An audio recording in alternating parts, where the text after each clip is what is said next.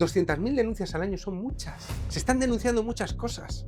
El 75% acaban en archivo o en absolución. Claramente el sistema judicial es garantista, en eso tienen razón las feministas. Pero es que el problema no es que te metan en la cárcel siendo inocente. El problema es que hasta que se archive o hasta que te absuelvan, tú lo has perdido todo. Un año que el Poder Judicial te dice 12 niños han sido asesinados a manos de sus padres, lo puedes subir hasta 30 o 40 ese mismo año si cuentas a las madres y a las nuevas parejas de las madres. Y ahí está otra vez la ideología. La violencia vicaria solo la puede cometer el padre, porque es violencia machista. Pues estamos en eso. A mí lo que estoy diciendo me hiela la sangre. Y otra cosa, uno de los asuntos, yo diría que grave, que te están arrojando encima estos días es que estás dando munición a la extrema derecha. A mí particularmente me generaría un desasosiego notable que me dijeran que algo que he escrito yo está dando munición a la extrema derecha. Si partidos de extrema derecha son los únicos que hablan de esto, la culpa es de los demás partidos. Cuando comencé a utilizar la dinamita, yo también tenía fe en muchas cosas, en todas, pero he acabado creyendo solo en la dinamita. Hola, ¿qué tal, gente? Bueno, antes de que veáis toda la presentación de Bilbao, de parte de Juan quería transmitiros el agradecimiento por la cantidad de gente que fue. Ahí habéis visto unos planos que grabamos un poco de la sala. Al final se llenó y mira que jugaba el Athletic y todo, pero era una sala de más de 300 personas y aforo completo, incluso gente en los pasillos. Lo dicho, muchas gracias a todos los que estuvieron en la organización, muchísimas gracias a César. Y estad atentos al canal o a las redes de Juan, ¿vale? Porque el sitio de Murcia de la presentación del viernes que viene va a ser otro, no va a ser la cárcel vieja. Un abrazo. Hola. Muy buenas tardes, bienvenidos. Juan Soto Ibars, Águilas, Murcia, 1985, es periodista y escritor. Ha publicado novelas y ensayos, ha colaborado en diarios, radio y televisión, ha escrito mucho sobre la censura y sobre, creo yo, la doble moral. Entre sus títulos están Un abuelo rojo y un abuelo facha, Arden las redes, Nadie se va a reír o La casa del ahorcado, entre otros. Ha ganado unos cuantos premios, los más importantes, el Ateneo de Novela Joven de Sevilla y el Internacional de Ensayo Jovellanos. Ya se había labrado una cierta fama de provocador, de no achicarse ante nada, y ahora con Esto es mentira creo que está siendo puesto a prueba. Si ustedes han estado una vez en alguna presentación de un libro que he hecho yo, saben que llegados a este punto yo empezaría a hacer preguntas, pero esta vez no va a ser así. A ver, no ignoro que este acto ha estado rodeado de polémica y quería dejar unas cosas claras, 3 o 4 cosas claras antes de empezar a hablar, creo que para que sepamos en qué terreno nos movemos. Una sociedad democrática madura tiene que poder debatir de todo, con datos, con argumentos serios y con respeto, pero de todo.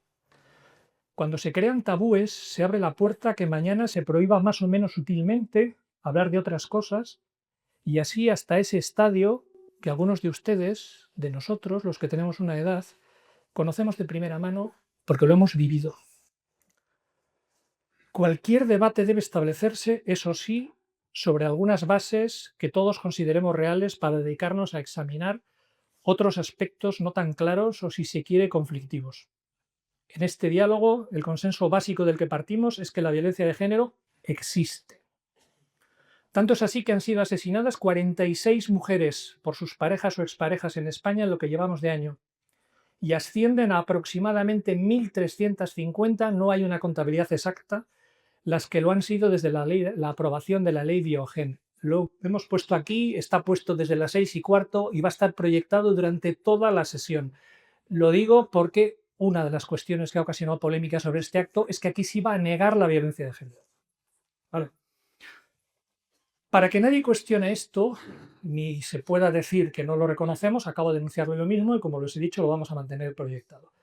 Esta es nuestra verdad. La Tierra es casi redonda y gira alrededor del Sol, y la violencia de género existe y es terrible.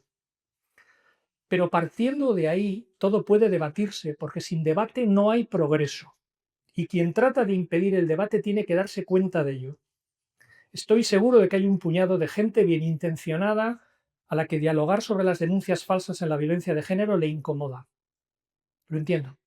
Las experiencias personales marcan mucho, pero es mucho peor no debatirlo. Siempre y en todo lugar, la censura se ha presentado como una forma de evitar daños a la sociedad. Que exista el drama terrible de la violencia de género no puede significar que se oculten algunos efectos secundarios de la ley. Como la violencia desatada por ETA fuera tan espantosa, dejar a tantas familias mutiladas, como si eso fuera un obstáculo para hablar de los crímenes de los GAL. O que fueron muchos menos, pero que ocasionaron igualmente dolor, indignación y fractura. En nombre de la mayoría, nunca se pueden negar derechos a la minoría, porque eso nos conduciría hacia el abismo. Y ahora sí, vamos ya con el diálogo, porque tenemos hoy en Milán un acontecimiento de gran relieve, siento decirte, Juan, que no es este, que es el partido Athletic Paris Saint-Germain, y sé que muchos de los asistentes quieren verlo en San Mamés o en televisión. Así que vamos a tratar de terminarlo, vamos a terminar a una hora, en torno a las 8:05 de la tarde, que permita a todo el mundo ver ese partido y que gane el Atleti, obviamente. Bueno, vamos con ello. A ver, Juan, tú defiendes en el libro que esta ley, la ley de violencia de género, sufre algo así como un exceso de ideología. Pero visto desde fuera parecería todo lo contrario, porque fue aprobada por partidos de la izquierda y la derecha y con un nivel de consenso que desde ese año 2004 prácticamente no se ha dado en ninguna otra ley. ¿Cómo puede ser que la ley aprobada con el más amplio consenso parlamentario por fuerzas de todos los ángulos sea la ley más ideologizada? Muchísimas gracias a César por acompañarme. Muchísimas gracias al correo por mantener el acto, pese a que han recibido algunos mensajes poco amables. Y muchísimas gracias también al párroco de este sitio, al que no conozco, al que no he podido saludar, pero que me consta que también ha recibido algún tipo de chantaje y que le ha sentado bastante mal. Y muchísimas gracias a toda esta gente que estáis aquí hoy llenando esta sala. Prometo que vais a ver el fútbol. Voy a pedir que las que quieran, vamos a ver el partido, por ejemplo, aquellos dos que hay allí, que llevan la camiseta, se pongan los primeros en la cola. Si quieren que les firme, vamos a permitirles a los futboleros esa ventaja para que no se vayan de balde. Eso, muchísimas gracias. Tenía muchas ganas de estar aquí. Y para responder a esa pregunta es muy interesante. Nosotros en España nos teníamos un complejo de atraso respecto a ciertos asuntos sociales. Y cuando llegó Zapatero, hubo dos temas en los que quisimos estar a la vanguardia de todo el mundo. Y uno fue la ley de violencia de género y otro fue el matrimonio igualitario. Esas fueron dos leyes estrellas del primer Zapatero.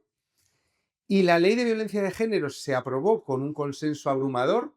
Solo faltaron algunos diputados que aquel día no fueron a votar, pero votaron PP, PSOE, todos los partidos nacionalistas, la izquierda unida, todos votaron a favor. Y el matrimonio homosexual no. Encontró oposición, una oposición que en los años siguientes, con la mayoría del Partido Popular, se disolvió. Porque el momento en el que Rajoy fue a la boda de Maroto fue el momento en el que aquello pasó de ser una punta de lanza que se podía ver y criticar como ideológica a convertirse en algo perfectamente normal. La ley de violencia de género siguió un camino muy diferente. Allí no fuimos pioneros, no nos siguieron los países europeos, sino que fuimos una anomalía. Y en esa condición de anomalía, no hay ningún otro país en Europa que reserve penas más altas para un sexo que para otro por el mismo delito. No hay ningún país en Europa que haya llegado tan lejos con las medidas cautelares. No hay ningún país en Europa que no haya estudiado institucionalmente los efectos de una ley que pone la igualdad en un brete tan importante. Ahí es donde empezamos a ver que había algo ideológico que lo impedía. Si durante 20 años no se ha explorado el asunto de las denuncias falsas, ha sido por ideología. Ha sido por esa ideología que decía eso no existe, porque iba unida a una noción de los sexos que tiene más que ver con arquetipos abstractos que con la realidad de los hombres y las mujeres. Por eso, cuando saco el libro, noto que me empiezan a escribir personas que yo no me esperaba que me escribieran.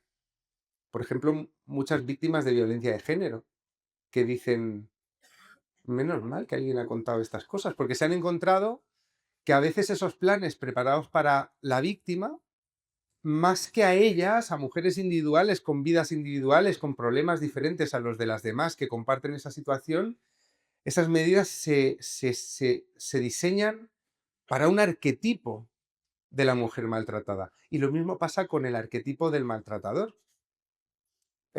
Nosotros tenemos un código penal muy amplio en este sentido, que convierte en reo del mismo delito de violencia de género, un delito que posiblemente sea el más repulsivo socialmente, junto al de la violación, pues convierten en reo de este delito tanto al que ha matado a su mujer como al que en una discusión la amenazó o la insultó. Todo eso tiene que ver con la ideología. ¿Y por qué es una ley ideológica y tuvo todo ese consenso? Porque no teníamos nada. Cuando mataron a Ana Orantes, en 1997, lo pongo en el libro, es curioso, que en el año 97 se producen dos asesinatos que cambian la historia de España. Uno es el de Ana Orantes y otro es el de Miguel Ángel Blanco. Nosotros no teníamos en aquel momento una herramienta que permitiera al Estado meterse dentro de una casa y salvar a una mujer en peligro de que la matase un hombre sin que nadie se enterase hasta ese momento. Y como no teníamos nada, hubo un debate interesantísimo en el que el Partido Popular, una ley muy parecida a esta, cuando estaba en mayoría, la votó en contra, propuesta por el PSOE.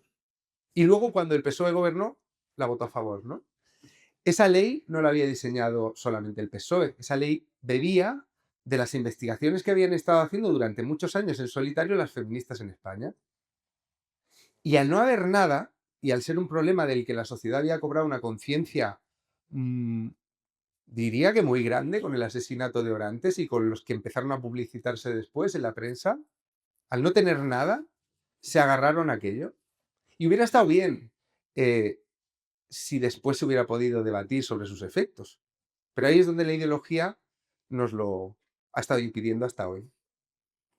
Esta ley, que nos vamos pasando al micrófono, entonces, esta ley que tiene tantas fisuras de las que vamos a hablar y tantos efectos secundarios como algunos medicamentos, o como casi todos los medicamentos, estrictamente con las cifras en la mano ha sido una ley muy poco eficaz.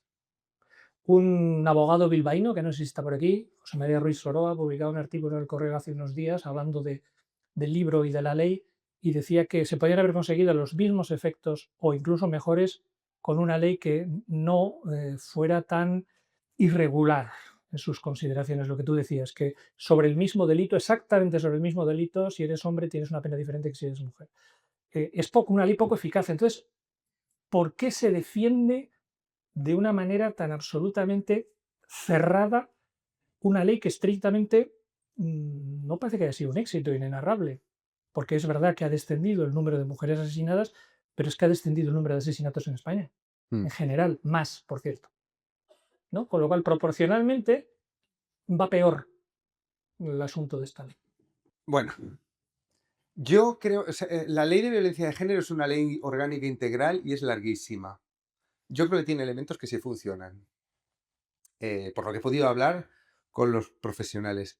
Introducir medidas cautelares muy duras, que son las que están en el germen de esta injusticia, del daño que hace la denuncia falsa, pero introducir medidas como esas yo creo que sí es útil, y eso sí está en otros países. Pasa con la violencia contra las mujeres, hay países donde pasa con la violencia doméstica en general, también protege de esta manera a hombres maltratados, a parejas homosexuales, y sobre todo pasa con los niños. O sea, tú si hay una denuncia de un maltrato grave a unos niños en una casa, ¿qué vas a hacer como Estado? Tienes que violentar de alguna forma la presunción de inocencia de esa familia. Porque en caso de que la denuncia vaya bien encaminada, tú tienes que sacar a un niño de una casa, ¿no? Entonces, el problema principal de la violencia contra la mujer es que no sucede en un ámbito donde puedas poner una protección eficaz.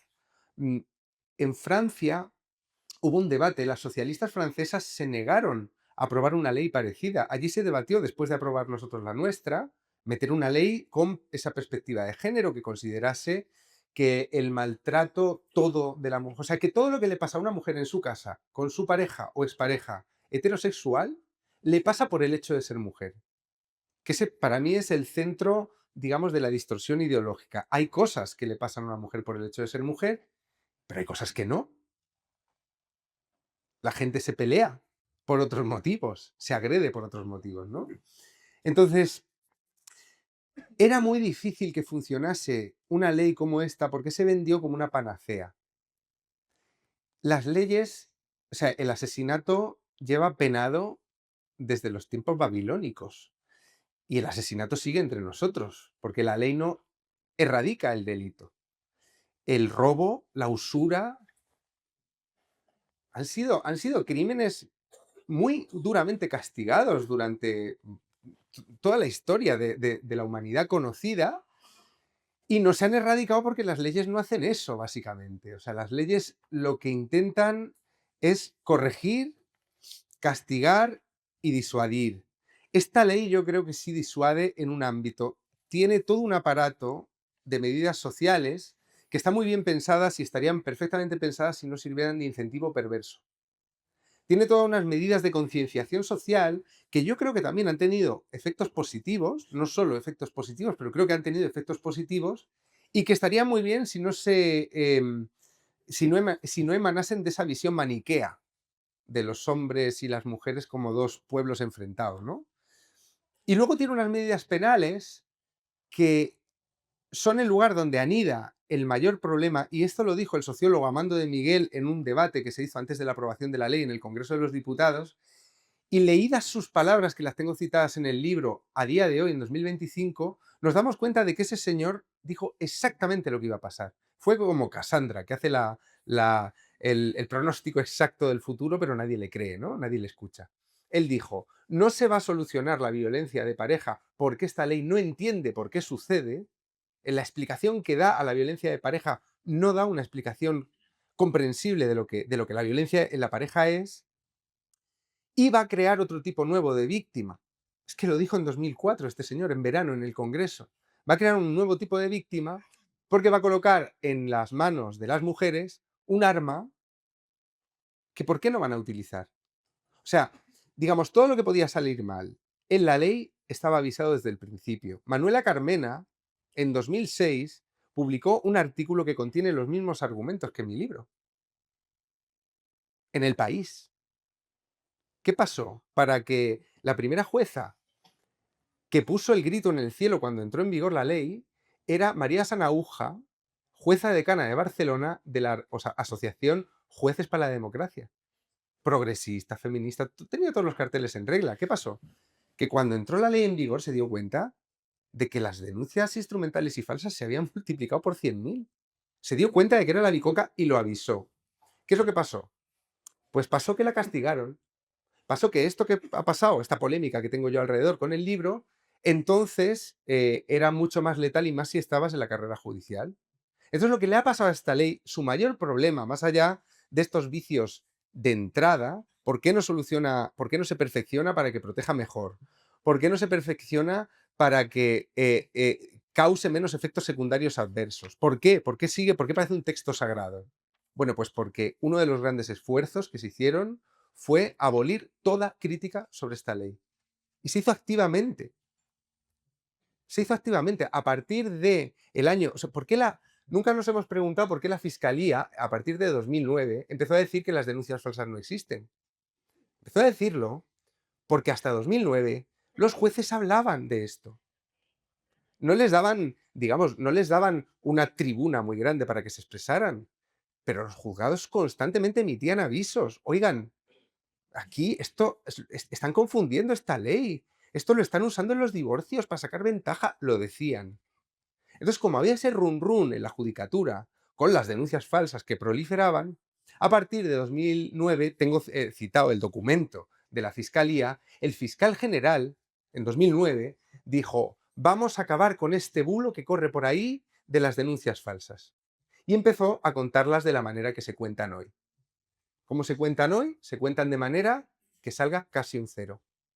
Y cuando ves cómo está cocinado ese dato, te das cuenta de que esto es un escándalo democrático. O sea, es un escándalo democrático que en una sociedad adulta, como decías tú, en una sociedad democrática, en una sociedad donde se da por hecho que todos estamos horrorizados con eso de ahí, O sea, que no vas por la calle encontrándote a gente que diga, pues poco las matan. No, no hay gente así apenas. En una sociedad donde los hombres, hombre, puede haber hombres más machistas, menos machistas, pero en general, ¿quién quiere que abusen del débil?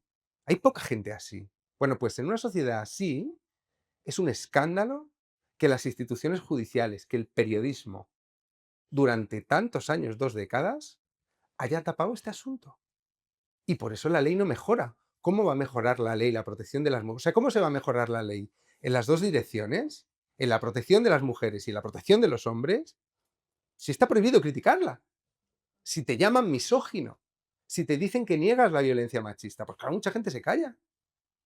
Pero el debate es constructivo. Esto es una frase que pongo en el libro. No se hace daño diciendo la verdad. Se hace daño ocultándola.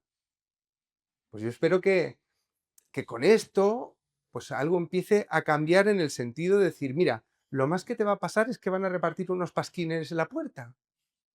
Ya está. Pero vamos a ver qué falla en esta ley. No nos la ha dicho Dios en el monte Sinaí, esta ley, la podemos cambiar. Y luego otra cosa. Cuando hablo de denuncias falsas, hay gente que cree que estoy defendiendo a los hombres.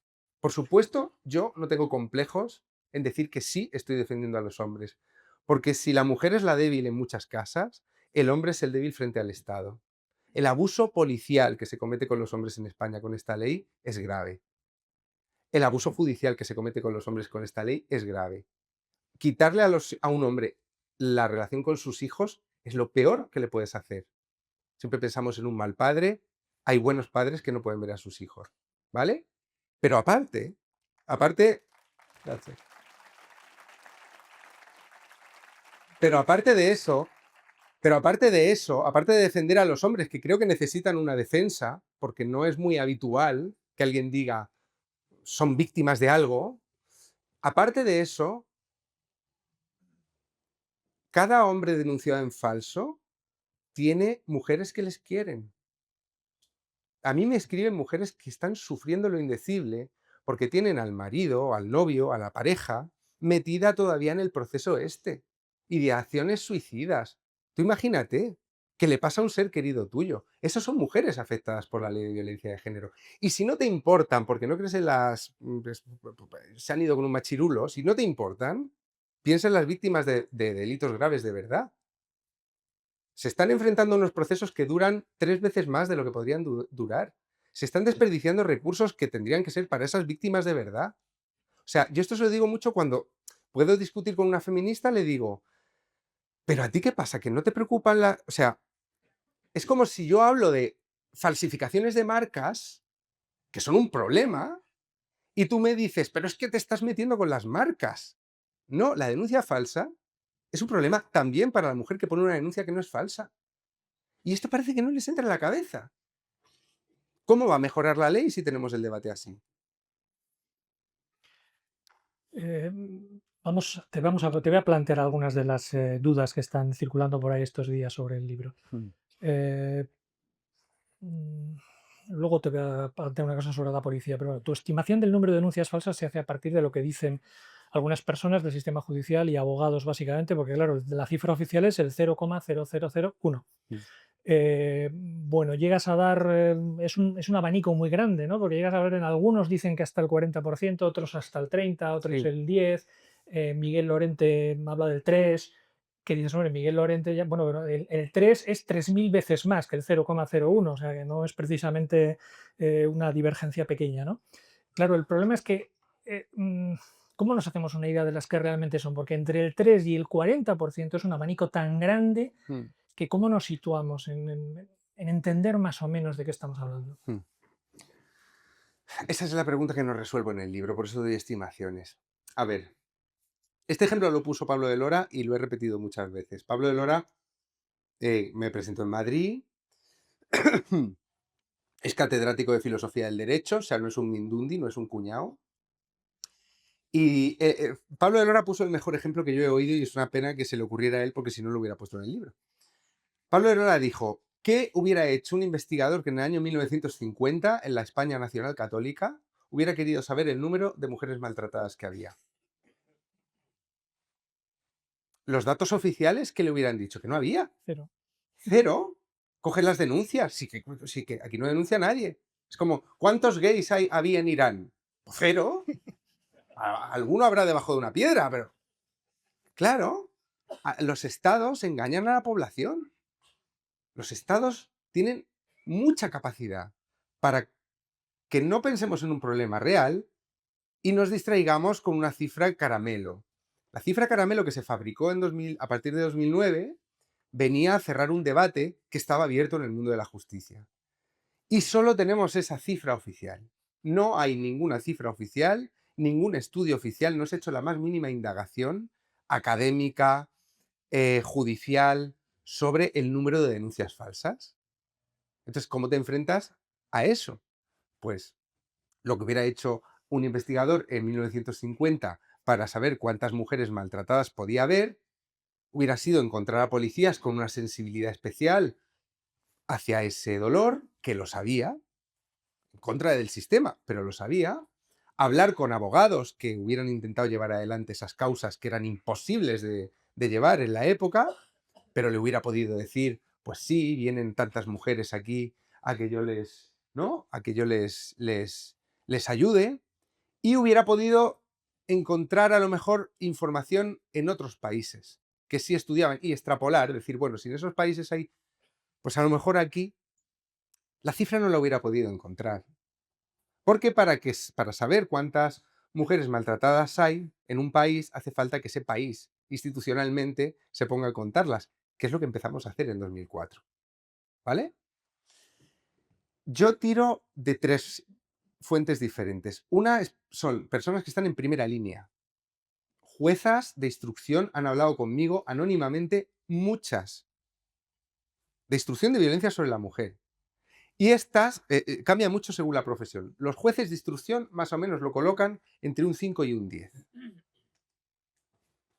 Un 5 de 3 millones son más de 100.000 afectados en 20 años. Es que no es poco. Son 5. No, es que no es poco. Es mucho. Ya te está hablando de que existe un problema.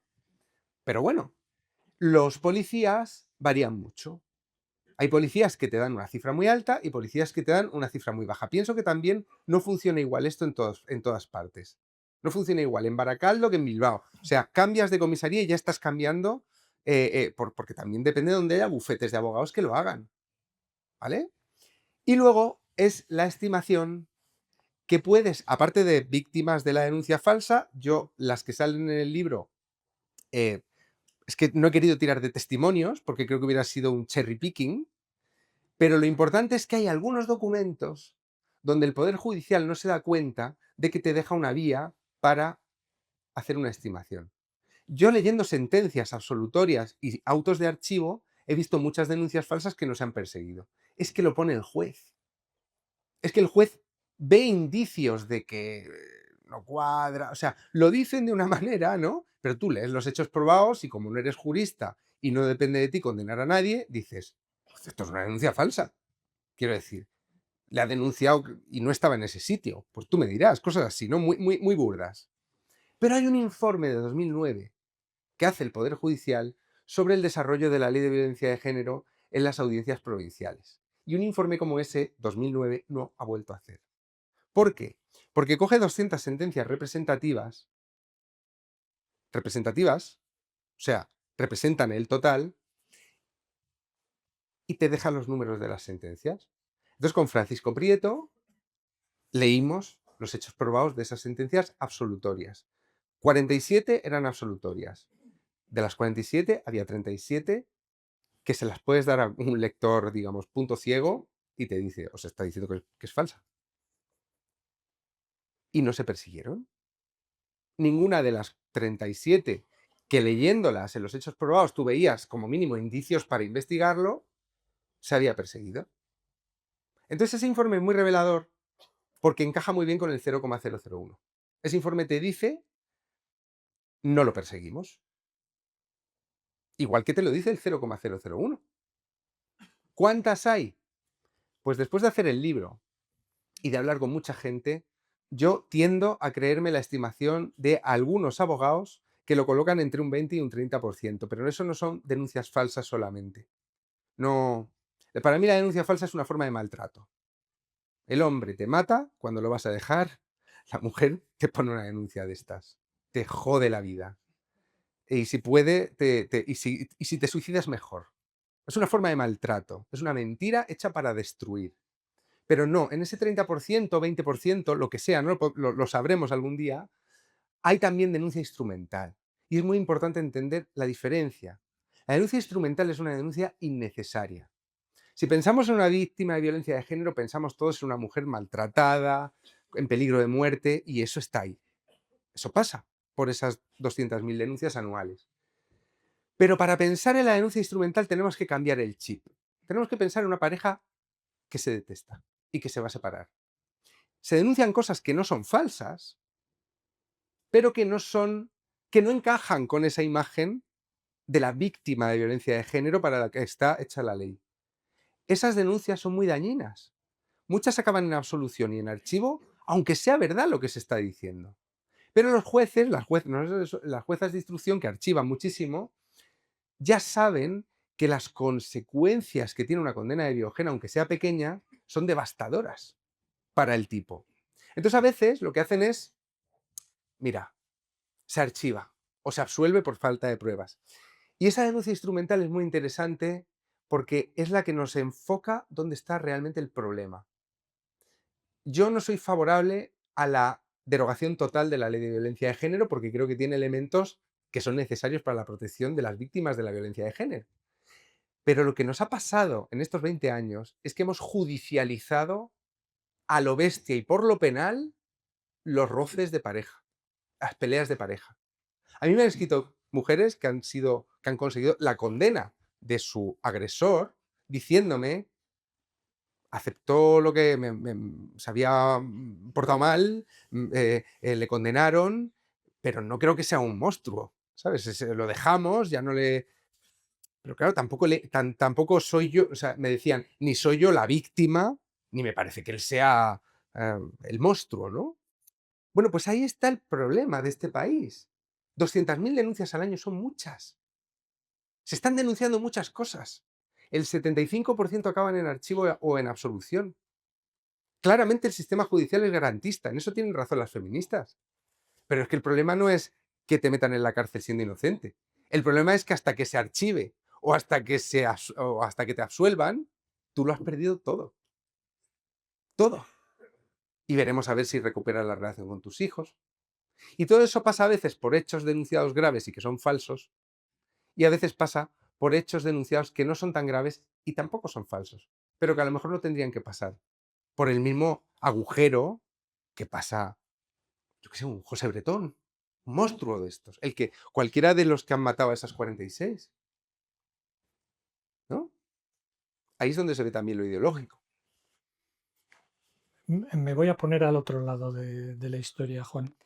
A ver, tú cuentas en el libro muchos casos de policías que se enfrentan a una denuncia que tiene pinta de ser falsa Mm, y pese a todo la tramitan. Yo me pongo en el lugar del policía. Yo estoy aquí, mm, estoy en la comisaría y llega una señora, denuncia que le ha pegado, que le ha amenazado con matarla y aquello a mí no me encaja mucho. Pero por otra parte, dado que rara es la semana, desgraciadamente rara es la semana que no tenemos un caso de estos, claro.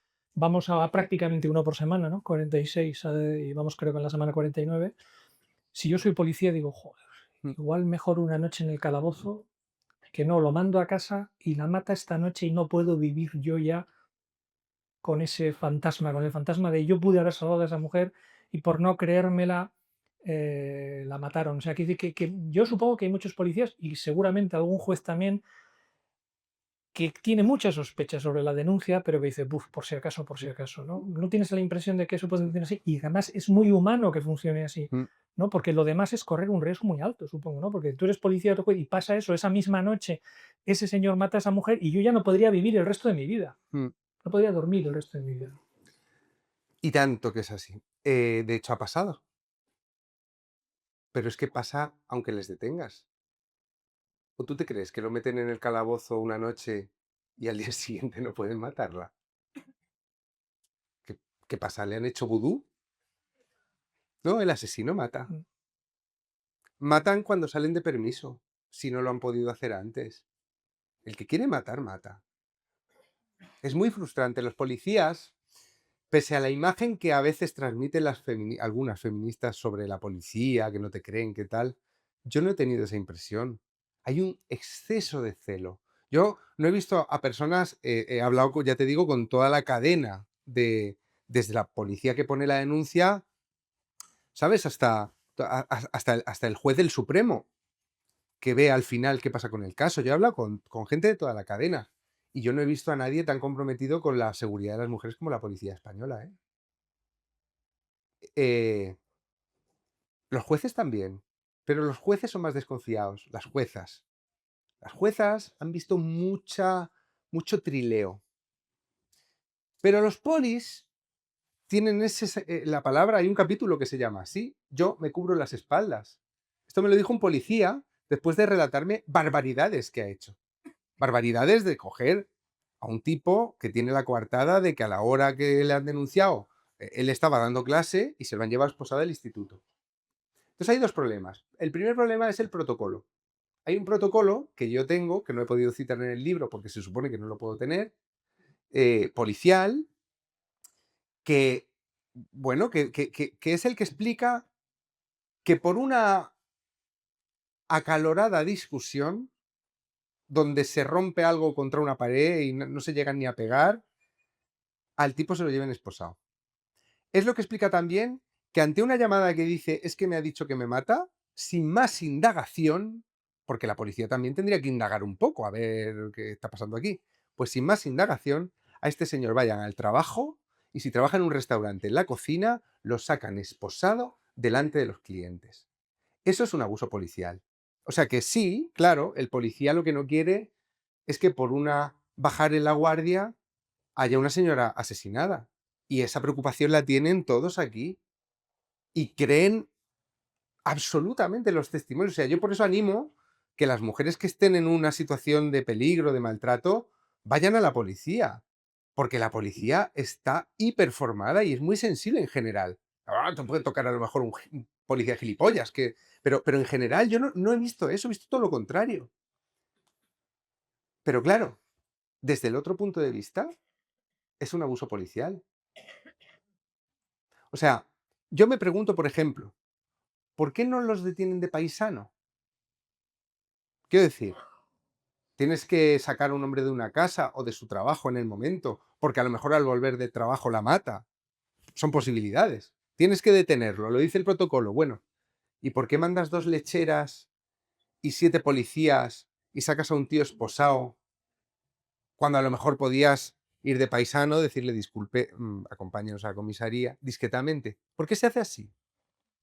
Y ahí es donde uno empieza también a desconfiar de quien escribe los protocolos, que es el Ministerio del Interior. Ahí es donde uno empieza a desconfiar del país en el que vive, como pasa cuando ves la cifra de las denuncias falsas. Dices, ¿cómo? ¿Por qué hay que hacerlo así? ¿No? A mí esto me lo decía un hombre al que sacaron esposado delante de sus hijos.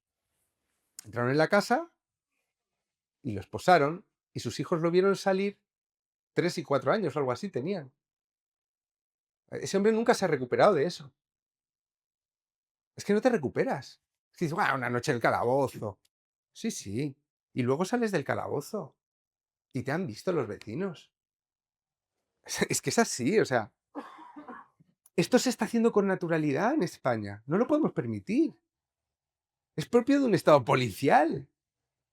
Los polis sufren por esto. Yo siempre cuento esta historia. Esta historia me la contó una chica de la Guardia Civil joven, que luego he ido preguntando a todos los demás polis con los que he hablado, oye, esta historia me la han contado así, ¿tú crees que hay algún punto de exageración? Porque yo a veces no me fiaba de lo que me decían. Señora que llama, que me quiere matar. Van a la casa. Esta mujer participa en esta detención, ¿eh? Van a la casa y se encuentran una colombiana de 1,80 m, pues sí, que me va a matar, que me quiere matar, que me ha dicho que me mata, y en la cocina hay un negro así gigante. No, este es mi hermano que ha venido a protegerme. Vale, ¿y dónde está él? ¿Se ha ido? No, está en la habitación durmiendo. Abre la puerta y hay un viejo de 75 años, metido en la cama, tapado. Lo despiertan. Oiga, que nos tiene que acompañar. ¿Qué? Sí, que nos tiene que acompañar y lo sacan esposado al viejo. La chica de la Guardia Civil que me estaba contando esta historia y se le caían las lágrimas. ¿O te crees que, igual que les causa cargo de conciencia la posibilidad de que soltar a un asesino y que la mate justo en ese momento, también les causa cargo de conciencia lo otro? Están haciendo cosas que no quieren hacer, que no está bien hacer. O sea que hay dos formas siempre de mirar esto. Citas estudios internacionales que dicen que son más las mujeres que matan a sus hijos que los hombres que matan a sus hijos. Mm, Te voy a decir que, al menos en nuestro ámbito cultural, a mí me cuesta creerlo. claro. No, lo que pasa es que, claro, no sé si esos estudios internacionales no incluyen países africanos, asiáticos. No, no, es que en España... Esto es lo que más me enfada de todo el libro. La última parte está dedicada a los niños y aquí en España se está a punto de cometer un crimen contra los niños que se llama violencia vicaria. Y lo digo así. O sea, aquí no soy moderado. En España, el Poder Judicial... En España se han hecho bastantes pasos que tienen que ver con esto, previos. Aquí los tengo desgranados, ¿eh? En los juzgados, una de las formas de contrarrestar una denuncia falsa cuando había niños de por medio era que los equipos psicosociales, peritos, forenses, etcétera, indagasen un poco a ver si lo que decían los niños lo decían porque era verdad o porque les habían dicho que lo dijeran. Y hay un trastorno que no existe en el DSM-5 que se llama alienación parental, pero que se ha observado, se llama triangulación también. Y no solo lo hacen las madres y los padres, es poner a los niños en contra del otro, con mentiras, ¿vale? Esto se prohibió por ley en el año 21, me parece, mencionarlo en los juicios. Es como prohibir por ley decir que la Tierra gira alrededor del Sol. Pero claro, hay padres que lo hacen. Y entonces acuñaron la violencia vicaria, que es un magufo, un concepto magufo que se saca de la chistera Sonia Bácaro, que es una psicóloga argentina que la tenemos todo el día aquí recibiendo dinero público y que ha tenido esta influencia, incluso va a tener en el Código Penal a partir de que lo metan el año que viene. Y entonces, a partir de quitar la alienación parental y de meter ya el tropo de la violencia vicaria, el Poder Judicial empezó a darnos datos falsos sobre los filicidios en España. No son datos internacionales. El Poder Judicial, en un tuit, estoy buscando exacto, aquí está. El Poder Judicial, en un tuit, dice que en el año 2024 murieron 9 niños a manos de sus padres por violencia vicaria. 38 desde que se tiene registro. Este es el dato que nos está dando nuestro Estado. Ese mismo año, perdonad porque voy a leer una cosa que es terrorífica, ¿vale? El 2 de enero encuentran un bebé muerto en una papelera de la Bisbal de l'Empordà, Girona. Era un niño recién nacido que todavía tenía el cordón umbilical. El 5 de febrero hallan el cadáver de otro recién nacido en una cinta transportadora de un centro de residuos en Cáceres. El 13 de febrero muere la bebé de menos de un mes que estaba ingresada en la UCI de un hospital de Málaga por los presuntos malos tratos del padre. El 20 de febrero detienen a la madre de la recién nacida degollada y escondida en el armario de su casa en Gandía. El 27 de febrero, todavía no hemos salido de febrero y ya casi llevamos 9, ¿verdad? El 27 de febrero mandan a prisión a la mujer detenida por el asesinato de su bebé de 8 meses en Zaragoza. El 17 de marzo un padre envenena a sus hijos. No voy a seguir. El año 24, solo según titulares de prensa, por lo menos mataron a 36 niños. 9, dijo el Poder Judicial. Esto lo están haciendo cada año. En el año 23, igual. En el año 22, igual. En el año 21, igual. ¿Y sabes por qué tengo estos datos? Porque hay una periodista que se llama Ana Sarife, que es una tía además de extrema izquierda. Fíjate cómo es Ana Sarife, que firmó el manifiesto ese de la Silvia Inchaurrondo que sacaron. Pues ella firmó el manifiesto aquel, ¿vale? Pues esta tía, además con una historia muy bonita, su hermano estaba con una chica y la chica abortó sin su consentimiento del hermano, sin pedirle opinión, ¿no? Y el hermano cayó en una depresión. Entonces en ese momento Ana, la hermana, se dio cuenta de que, de que ser padre incluso de alguien que no ha nacido es algo, ¿no? Como que vio a su hermano tan destruido que empezó a investigar el asunto de los filicidios en España. Y entonces ella, cada año, va mendigando por los periódicos que le publiquen el informe completo, que es lo que ella hace buscando en periódicos locales, porque esto se da en la prensa de sucesos. Entonces, un año que el Poder Judicial te dice 12 niños han sido asesinados a manos de sus padres, lo puedes subir hasta 30 o 40 ese mismo año si cuentas a las madres y a las nuevas parejas de las madres. La mitad aproximadamente de esos son neonatalicidios, es decir, cuando matan al bebé, hasta el año se considera neonatalicidio. Luego hay asesinatos ya de niños más mayores y en muchos con tentativa suicida, que es lo que ha pasado con una mujer que ha saltado con sus 2 hijos de 3 años. Eso, según nuestra nueva forma de contar niños asesinados, no lo van a poner en ningún informe oficial. Y te lo digo así, esto es un escándalo, yo creo, porque han convertido al niño en una prolongación de la madre. Si los mata el padre para hacer daño a la madre, sale en este registro. Ahora, ¿y Olivia? A Olivia la mató la madre para hacer daño al padre. No la vas a volver a ver. Fue un caso de violencia vicaria, diríamos, ¿no? Pues no. Y ahí está otra vez la ideología. La violencia vicaria solo la puede cometer el padre, porque es violencia machista. Pues estamos en eso. A mí lo que estoy diciendo me hiela la sangre. Tengo 3 o 4 preguntas que te quiero hacer necesariamente. A ver, hay un tema que aparece refirón en el libro, que es la violencia de pareja, no voy a decir de género, porque estamos hablando de los casos de parejas homosexuales. Y ahí también parece haber un tabú. Da la impresión de que las parejas homosexuales se llevan de cine, todas. Porque nunca aparecen casos ni estadísticas de que haya habido muertos, ni que haya habido heridos graves, ni nada Claro. de eso, ¿no? Qué pena que se han separado los Javis, ¿eh? Por quitarle un poco de hierro a esto, que está muy des. Las parejas homosexuales están protegidas por la violencia, vamos, la violencia doméstica. En el año 2008 hubo un juez que, atendiendo a lo que la ley dice entre líneas, más que a las palabras literales, condenó a una lesbiana por violencia de género, porque el ánimo con el que había maltratado a su novia era de dominación. Vamos, se cumplía, digamos, el espíritu de lo que la ley de violencia decía. Y no solo lo machacaron, sino que la audiencia provincial dijo, pero ¿dónde va usted? ¿No? Entonces, sí, en aquel momento las asociaciones de gays y lesbianas celebraron que se condenase a una lesbiana por violencia de género, ¿no? Pero igual que están que están haciendo ya con los niños asesinados, es muy difícil encontrar estadísticas sobre violencia en parejas homosexuales. Yo las que he encontrado las realizan asociaciones de gays y lesbianas. Pero es esa contabilidad B que no es institucional, ¿no? Y que muchas veces sale de llamadas por teléfono, de recortes de prensa, ¿no? O sea, lo que da el Estado es las agresiones homófobas que sufren los gays y las lesbianas, eso sí. Cuando le ataca un talibán, un tal. Pero de las parejas, de lo que pasa en las parejas tampoco.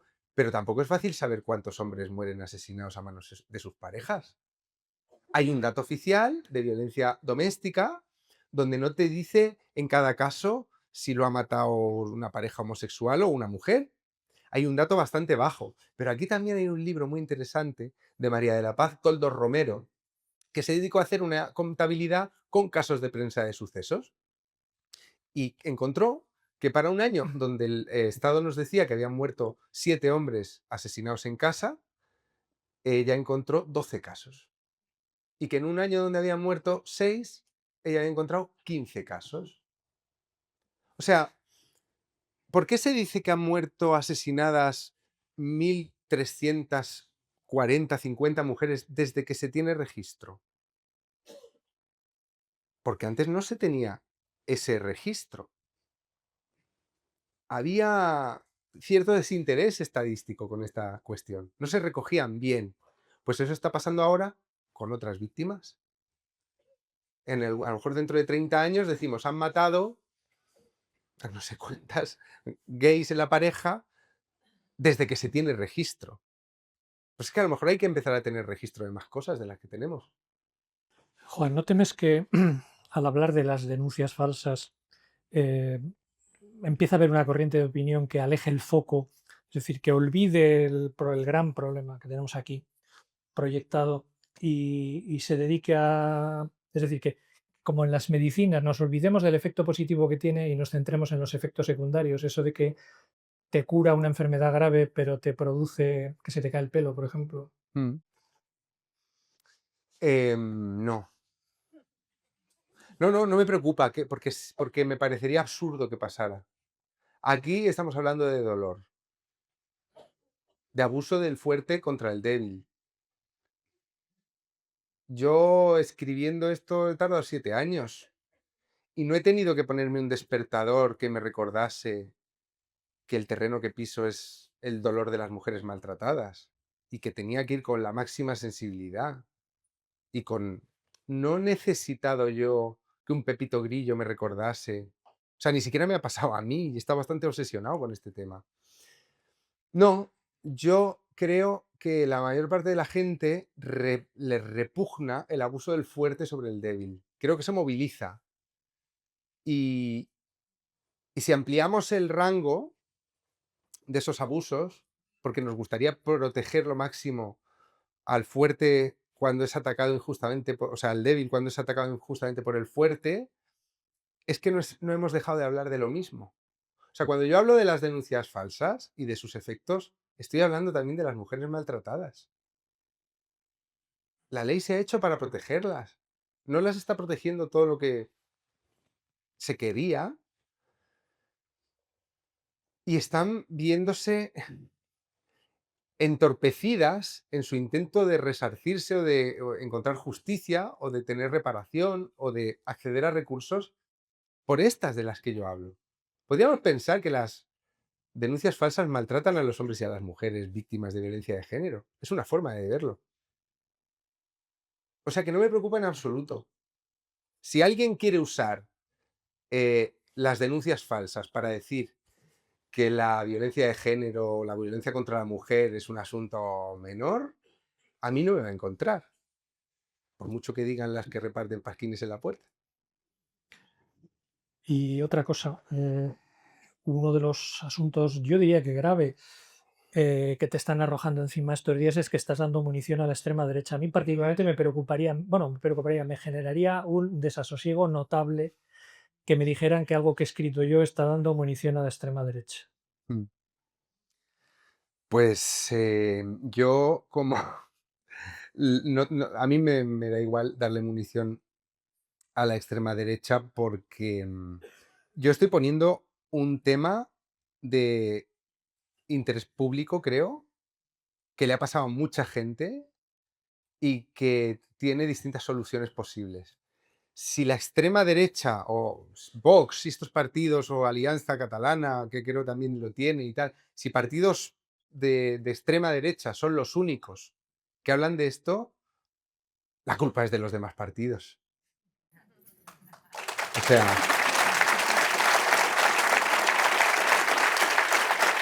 claro, la munición está ahí, está aquí para que la coja la gente a la que le importe, ¿sabes? Que venga el PSOE y diga, nosotros creemos que lo vamos a solucionar así. Que llegue el PP y diga, que no les dejen. Son irresponsables ellos. Entonces, cuando me dicen, tú das munición a la extrema derecha, digo, no, es que los demás no la cogen.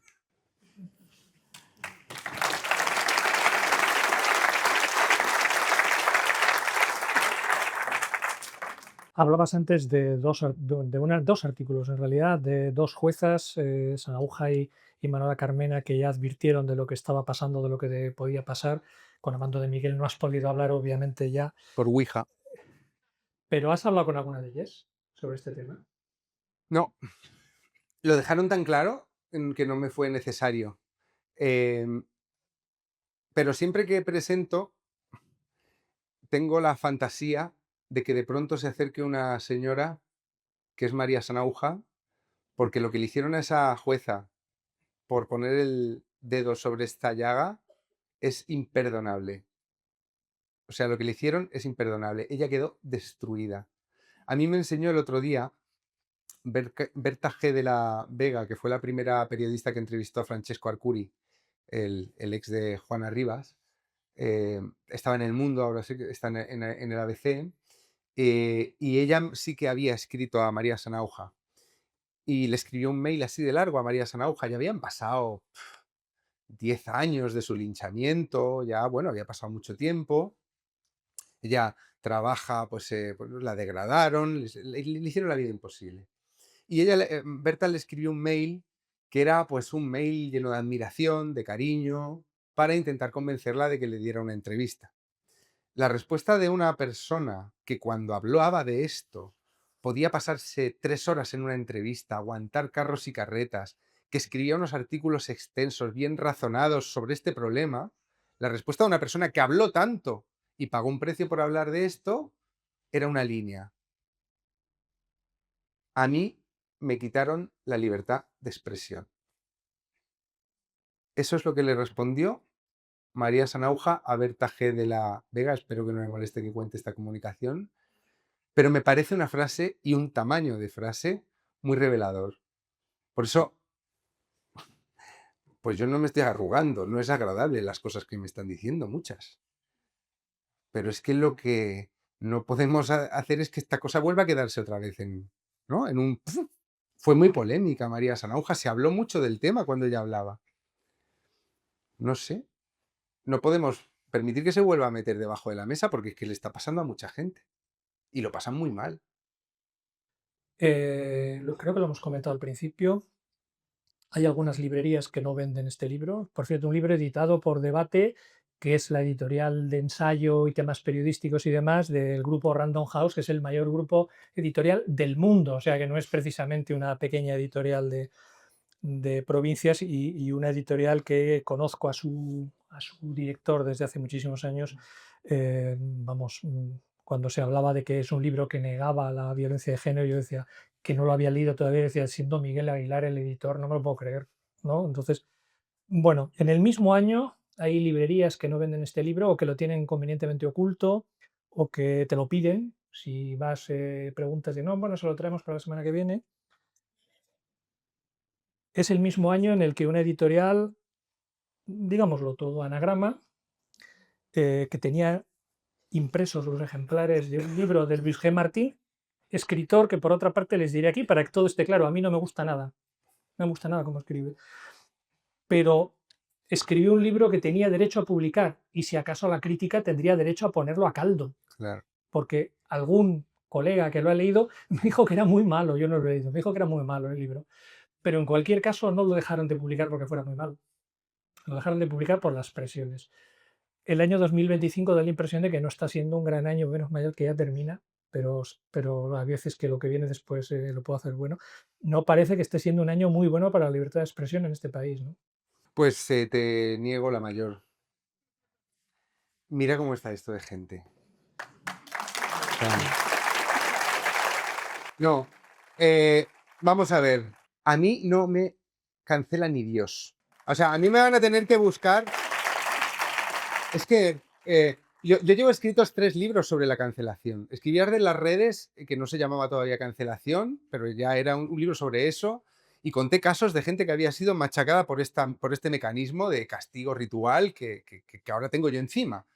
Luego escribí el del tabú, la casa del ahorcado, para ver cuáles podían ser las raíces antropológicas de esto que nos estaba pasando de pronto, ¿no? De este regreso de la Inquisición, ¿no? Así. Y luego escribí la historia de Anónimo García, que acabó condenado a prisión por una ironía.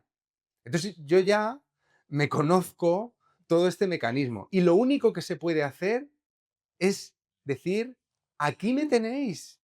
O sea, no me voy a callar, no estoy diciendo ninguna locura, ¿sabes? Entonces, es un buen año para la libertad de expresión, lo que pasa que hay que aguantar a veces que te llamen cosas. Pero te voy a leer una cosa para acabar. Como has mencionado a Luis G., el día que me hicieron el scratch en Sevilla, que fue bastante gracioso, recibo un mail de Luis G. Martín al que yo no conozco en persona. Y ese mail también es una sola frase. Y dice, reconoce que te di envidia en primavera. Bueno, muchísimas gracias. Iros al fútbol.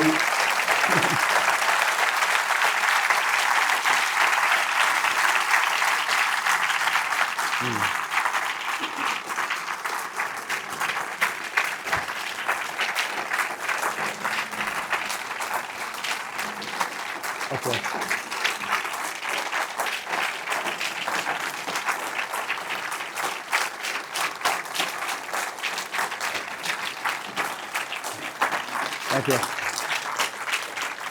Gracias. Oye, que en las presentaciones de libros no se hace un bis, ¿eh? Podéis pasar. Muchas gracias, en serio.